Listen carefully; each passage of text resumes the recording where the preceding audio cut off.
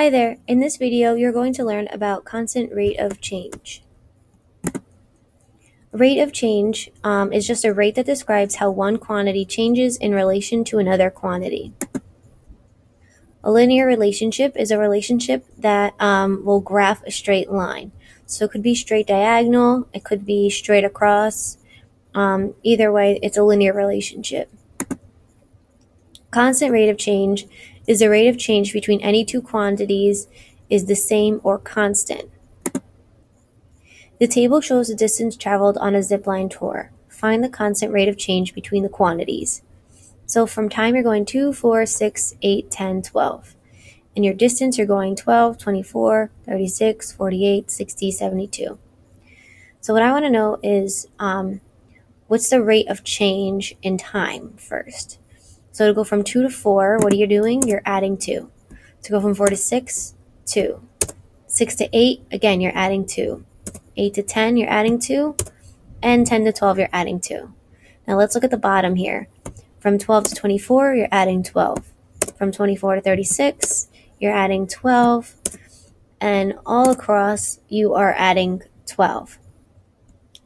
So whenever we talk about constant rate of change, I want you to think of it as the change in x over the change in y.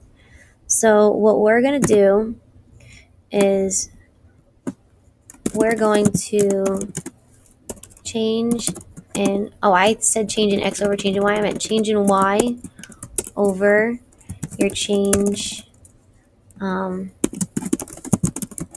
x. So if your change in y is 12, right? You're adding 12 here each time. So your change in y is 12. Your change in x is 2. So if you do 12 over 2, you end up getting, if you simplify that, you end up getting 6 over 1. So your rate of change is 6 seconds, it's 6 feet per second, or if you want to think of it as just 6 over 1, you can think of it like that. So this would be 6 seconds over, 6 feet over 1 second. So your change in y is 12, right? 12 feet. And your change in x is 2 seconds. So all you're doing from here to here is you're just finding the unit rate. Find the constant rate of change for this example. So now we have from 1 to 2, 2 to 3, 3 to 4. The pattern here is you're adding 1. Here you have 100 to 80, 80 to 60, and 60 to 40. The pattern here is you're subtracting 20. So let's figure out what our change in y over our change in x is. So generally speaking, your x is usually at the top and your y is usually at the bottom. So our change in y is minus 20, right?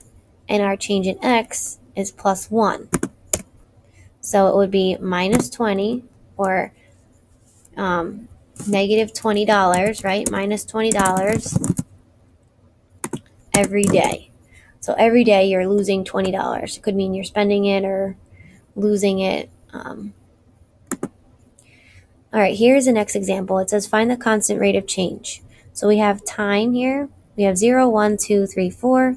And we have the number of songs, which is y, 0, 2, 4, 6, 8. So from on this side, the pattern is from 0 to 1, you add 1. 1 to 2, you add 1. 2 to 3, you add 1. 3 to 4, you add 1. On this side, add 2, add 2, add 2, add 2. So your change in y is 2, right? Because you're adding 2 each time. And your change in x is 1.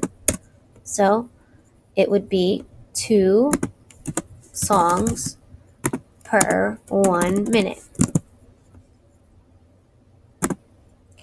Here's our next example. It says find the constant rate of change of the green line. So this is the line that we're going to focus on right here. First thing that you should do is choose any 2 points on the line. So I'm choosing 2, 5, which is here, and 6, 4, which is here. Next, I'm going to say I'm going to look to see what my change in y is to find the rate of change. So what I'm going to do is take 5 and 4, and I'm going to subtract 4 minus 5. That's my change in y. In other words, 5 plus what gets me 4? 5 plus negative 1 gets me 4, right? Now we're going to do our change in x. You're going to take this 2 and 6, and you're going to subtract them. So you're going to subtract 6 minus 2. Okay, 4 minus 5 gets you negative 1, and 6 minus 2 gets you positive 4. Notice that I took the numbers here and I subtracted it from the numbers here. So I started with these numbers when I did my subtraction. So I started with 4 at the bottom here, minus 5, and then I did 6 minus 2. It really doesn't matter which way you do it, as long as you stay consistent. Alright, and here, very important for you to know, before we get into slope, your rate of change is positive if you go from left to right and it rises. So if you notice here, the temperature is rising over time. Here, the rate of change is a negative rate of change because it's going down. It's decreasing. Think of it as, dropping. And here, it's 0, right? It's flatlined. So 0 just means no change. Okay, so concluding thoughts. In order to have a constant rate of change, the change in x needs to be constant and the change in y needs to be constant. Also, when you do this, you need to think change of y first over your change of x. Okay, I hope you learned how to find constant rate of change. Thank you for watching.